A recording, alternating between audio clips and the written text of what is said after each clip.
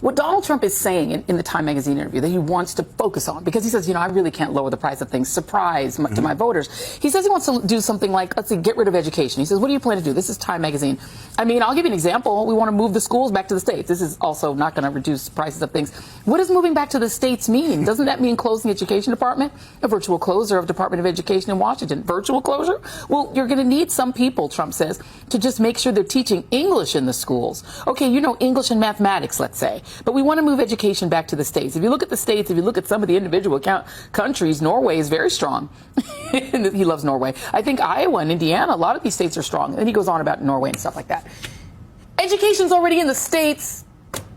It's actually, of course, it's even more local, right? It's like California doesn't pay for the Los Angeles school district. Right. Los Angeles does. New York City pays for its own schools. Albany's not paying for the New York City schools. There's elements of cost sharing and there's elements of federal subsidies to all of this.